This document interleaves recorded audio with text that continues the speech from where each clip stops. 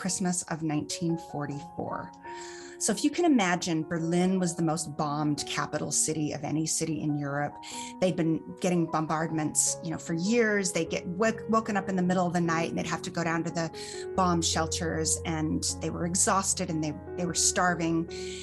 They didn't have a lot for Christmas. I mean, when I say they didn't have a lot, I mean, there was no Tannenbaum. It was not going to be a Christmas tree. There were no presents. Welcome to Stories of Hope in Hard Times, the show that explores how people endure and even thrive in difficult times, all with God's help. I'm your host, Tamara K. Anderson. Join me on a journey to find inspiring stories of hope and wisdom learned in life's hardest moments. My guest today has been telling stories since she was a young girl. She received a cassette recorder for Christmas when she was 10 years old and followed her 6 older brothers around constantly asking questions. Now those moments are held dear because they are the only recordings of her maternal grandparents' voices. In 2007, her family history writing journey began with the story of her parents, which became her first book, Every Essential Element. Most recently, she was the writing coach to Rob A. Gentile, author of the #1 bestseller, Quirks of Light, a near-death experience. And I've interviewed Rob, and if you want to read his book or get more information on that, I'll include it in the show notes. Today, she is a professional biographer with multiple published books. She believes that when you tell your story, it changes the ending. That is why her passion is teaching, coaching clients, and presenting at conferences. She is an author. She specializes in writing life stories, collecting oral history, and historical storytelling. Before she founded Epilogue Life, she served as college vice president and a CEO. I am pleased to welcome Rhonda Lauritzen. Rhonda, are you ready to share this holiday story of hope? I am ready. Thank you so much. Oh, well, it is so fun to have Rhonda on. Rhonda and I have known each other for a couple of years, and so it's taken me a while to coax her on to the show. But with this special holiday story of hope, I thought it would be great to tap into her because she has so many interesting people that she works with on a daily basis in helping write their personal and family histories. So, Rhonda, before we jump into that story you're going to tell us today, would you mind sharing a family Christmas tradition that you do with your own family? Yeah. So this one's, I think most of us have like a food story, right? Yes. Food is where our memories are. It's what, we gather around food. And so ours is relatively simple, but we have a traditional dish. That's a high, but we have biscuits and gravy on Christmas morning. And it's something that my dad used to get up every morning on Christmas morning, and he would make the biscuits and gravy. And, we always assumed we knew that maybe it was that it went back a ways in our family. And we always assumed it was my dad's side. But we learned the last couple of years that tradition started on my mother's side. And we can trace it back at least 5 generations of women have been making this very simple but satisfying biscuits and gravy. And recently I actually traced my mother's mother to mother to mother line back 12 generations. And so I wonder how long back have we been having this one thing, but it continues. All my brothers and their kids have it still. So. Oh, that is a fun family tradition. I love that. I know that's something that my mother-in-law makes too. It's nothing, I think she taught me to do it once though. But I think because you have to add the flour and I'm gluten-free that I've just never made it. Biscuits and gravy are hard if you're gluten-free. That's no question. It is. I'm sure it's possible though. My brother does it. My brother's family does it gluten-free. There is a way. Oh, there you go. Wow, that is cool. Well, Rhonda, today we're going to dive into a story, and I'm going to let you introduce who you've been working with and why this story is such a neat story of hope to share at the holiday season. Okay, so thank you. I am excited to introduce her. Her name's Heidi, and she is 86 years old. I've been working with her for a few years now, gathering her oral history. And she was a child in Berlin during the war. So she was 9 years old at the end of the war, and her memories and experiences are incredible. I mean, it is a gripping story, but it's also a story of resilience and light. I mean, as difficult, I don't even know that we can imagine how difficult it actually was. She is a beautiful person today. She never lost her dimpled smile and just this light that she carries, and came out of the war really a very resilient and hopeful, wonderful person. And she's such a joy to me. So I'm writing her story. When you ask for a holiday, a Christmas story, I thought of her because Christmas is such a big deal in Germany. They love, Germans love their Christmas. And so Christmas is featured throughout her story. But I wanted to tell one of the really hard stories. It was the winter of the Christmas of 1944. So if you can imagine, Berlin was the most bombed capital city of any city in Europe. They'd been getting bombardments, for years. They get woken up in the middle of the night and they'd have to go down to the bomb shelters, and they were exhausted and they didn't have any, they were starving. And 1944 was just a few months before the war ended. So it was getting really bad by then. And Christmas, they didn't have a lot for Christmas. I mean, when I say they didn't have a lot, I mean, there was no Tannenbaum. It was not going to be a Christmas tree. There were no presents. And she and her mother had cobbled together. Their big celebration was going to be, they were going to make a cake. They'd received 3 eggs, one of which they ate for dinner one night. They made it into a meal, one of which they put into a box of wallpaper plaster to preserve it for later, and the other one they were going to use for their cake. They had enough flour and white sugar that they were going to go all out, right? They were so hungry, and this was their Christmas. So they were looking forward to it, and they made it together, and they were just, loving being with each other. At least they still had an apartment, which many people didn't by then. They'd been bombed out and had been forced to move. They had each other, and so they were going to enjoy this moment. So they bake the cake, and it's cooking, and they're just smelling it, and you can imagine like salivating and so excited for this cake. And they get it out, and they just don't even wait for it to cool. They're just like, diving in with their forks, and they put it in their mouths, and they spit it out. It was salt, like pure salt. Oh no. And what had happened was that Heidi was 8, and she'd been helping her mother bake it, and the salt was sitting there, and she thought it was sugar, and she added salt in the quantity of sugar and ruined all of it. Oh no. Like, I know I want to cry even talking about it, because, and that's what they did. I mean, her mother was trying to put on a brave face, but she just couldn't. She just slumped on the floor and sobbed. They had already lost so much. And you can imagine like the shame and just the heartbreak of Heidi. I've made a mistake. I've ruined Christmas. I've ruined the one thing we get. And there wasn't a happy ending to that story. Like, that was it. Christmas was ruined. And that was kind of the theme of Christmas of 1944. If you were in Europe, they called 1945 0 hour, where it was like the clock reset and they started over rebuilding from just utter destruction. And so why am I sharing this, hope in hard times story? I know. That's a downer. Well, it does fit. But I decided to share that story because for 2 reasons. One is that, I work with people in their stories, and I know that Christmas is hard for a lot of people. A lot of people are grieving and struggling with depression, and Christmas is just hard for a lot of people. And my own parents, who were wonderful, and we had great memories, they struggled financially every Christmas because they were business owners and business was slow. And their theme song was "If We Make It Through December." It was this old country song. If we make it through December, we'll be fine. And so I wanted to just kind of have empathy. So that was Mm, one thing.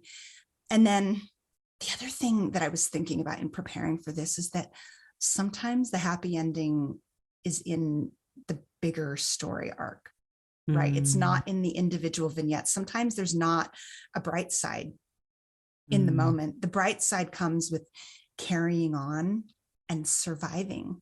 mm. And that's what she did. And she's a beautiful, happy, wonderful person today because she survived, and she ended up saving herself and saving others later. Wow. Wow.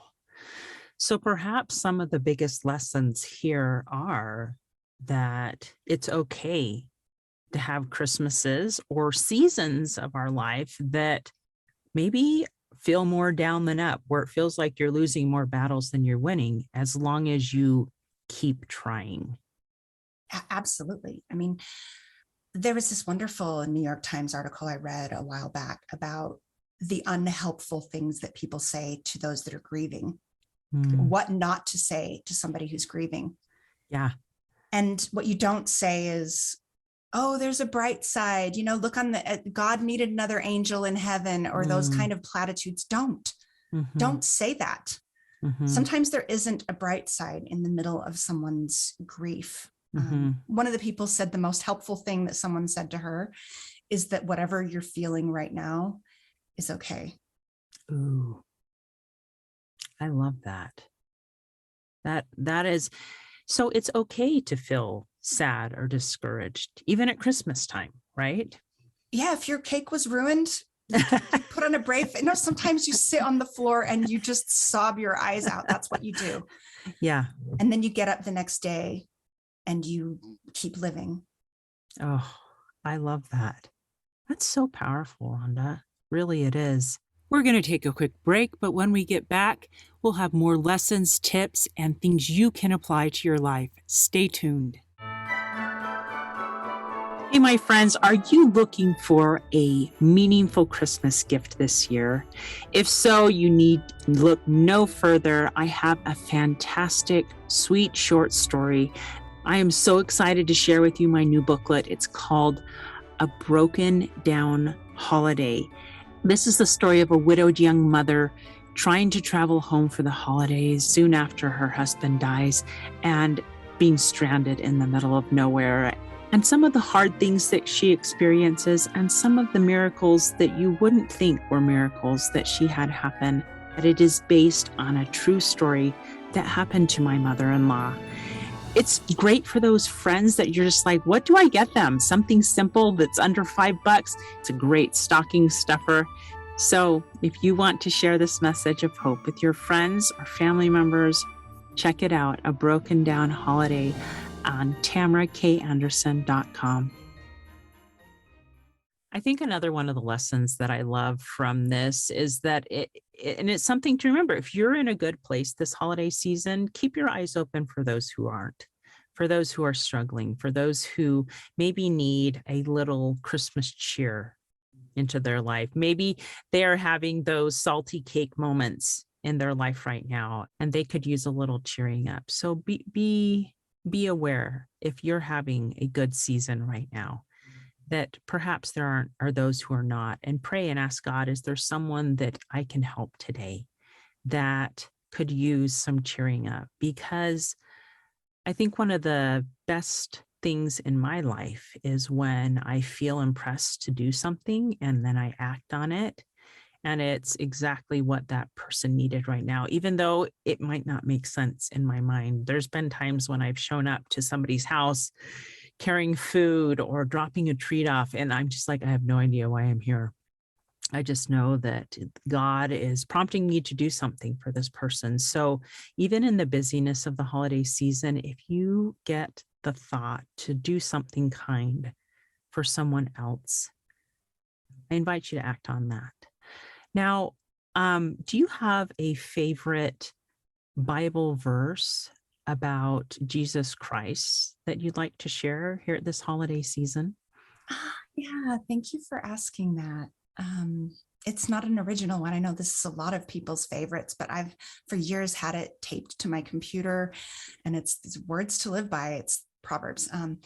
Trust in the Lord with all thine heart, lean not on thine own understanding. In all thy ways, acknowledge him, and he will direct thy paths.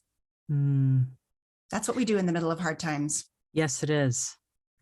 And trust that whatever path you're on, that the ending, which we're all aiming for, which is, life with God after, is going to be glorious, right? That's right. Yeah, absolutely. Oh my goodness. Well, I feel like we need to pump up our spirits here at the end of the episode, because I don't want to leave on a downer here. Yeah. Because everybody's life story has those ups and those downs, and sometimes telling them the down times make the up times feel more real. I don't know how else to say it. So, I do a lot of oral history, and that's what my business does. We interview people, and I have an all-time favorite interview question that I ask everyone, and I'm going to share it now. I wasn't thinking about that when I prepared, but I think it's appropriate here. And the question is, tell me about a time when you didn't know if you would make it. Ooh, I like that. Right? Because those are the moments that wring it out of us. When we have our dark nights of the soul, that's when we have to lean on God, when we give up our pride, and when we learn what we're really made of. And for some people, it's a time when they physically, might be like a time they almost died, like Rob's experience, where he physically had a near-death experience, or a time maybe it's in business, maybe it's when you didn't know if your marriage would make it. Those are the moments that teach us. And those are the stories your family wants to hear, because they want to know how you made it through, how you felt. Really, don't just give me the sugar-coated version. I want to know how you actually felt, and I want to know how you made it and what you learned and how that taught you, how that made you into the person you are today. So perhaps one of the great things we can take from this is, as you go into the holiday this year, perhaps see if you can ask someone that question. Absolutely. Whether it's a family member or maybe a friend or someone at work. Consider this your homework. Because sometimes hearing those stories are what bond us together. And especially if it's a family member, be sure to record it. Pull out your phone and record whatever grandma or Uncle Billy or whoever says. Because you never know who that story might help and change and impact. I know it's the stories of my ancestors, especially the ones who went through some really hard things, that I think, well, if great grandma could go through that, surely I can get through this in my life, because this is in me. Their blood runs in my veins, and they went through that really hard time. And so I can get through this. Do you know what I mean? So I think it gives me a little bit of courage to keep going. Now, Rhonda, you have a free oral history toolkit. What is it? Toolkit. Thank you. Yes. A free oral history toolkit that you wanted to offer to people who are listening to my show today, because this is a great gift to use at the holiday season, or whenever else you want to start a family history. Why don't you tell us a little bit about it? Absolutely. Yes, because as you're gathering during the holidays, it's the perfect time to pull out a recorder, whether it's on your phone or a digital recorder, and capture voices and stories that you will cherish one day. And so the toolkit has some checklists and how to prepare for that, how to spontaneously capture it at events, or to sit down with someone and do a formal interview, because an interview can be a great gift as well, that you can give someone, that you can just spending time with someone is a gift, or capturing those stories and giving them to your family. So anyway, it has questions and all those goodies. So I know you'll put the link in the notes for the podcast so they can get it there, but it's free, and it's just all printable stuff that can prepare you for capturing your own family stories. Oh, wonderful. And just tell us where it is really quick. Okay, it's on my website. It's at evalog.life. And then there's a button on the right-hand side. You can just click on the free oral history toolkit, or the link will be in the podcast notes. So either way, you can get it right there. And I hope you enjoy. Everyone should capture voices and stories. Yes, absolutely. And if you're someone who isn't sure what to get your family for Christmas, you have a few other ideas, right? I do. So we do this professionally as well. So we think everyone in the whole world should capture their stories, whether you do it yourself or whether you don't feel comfortable and you want to hire a professional to do it. I have a team of professionals around the world actually who do this. And so you can buy a gift certificate and have someone in your life interviewed by a professional, and then you have the audio and the transcript for yourself and future generations.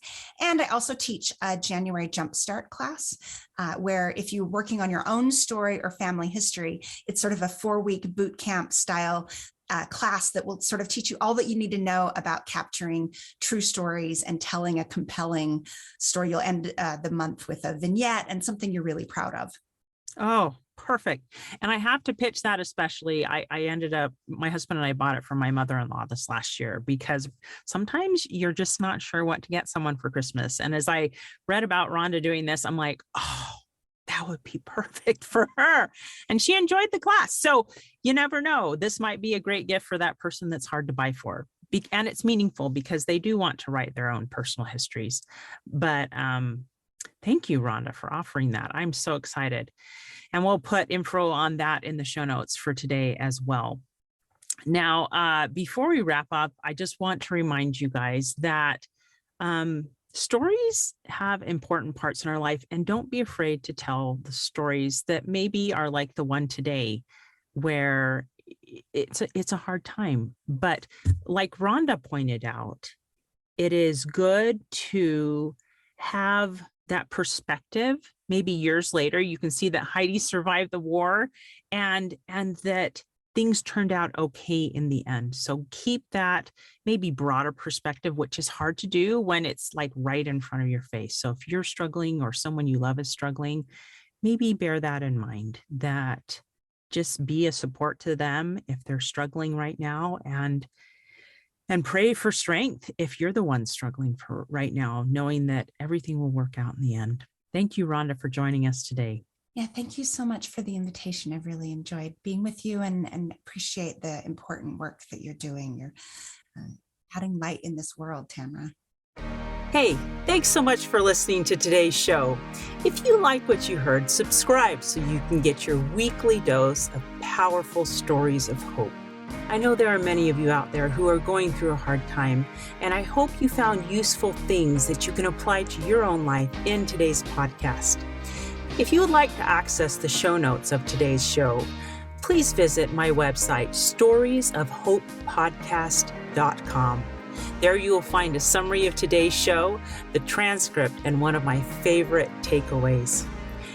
You know, if someone kept coming to mind during today's episode, perhaps that means that you should share this episode with them. Maybe there was a story shared or a quote or a scripture verse that they really, really need to hear. So go ahead and share this podcast. May God bless you, especially if you are struggling, with hope to carry on and with the strength to keep going when things get tough. Remember to walk with Christ, and He will help you bear the burden. And above all else, remember, God loves you.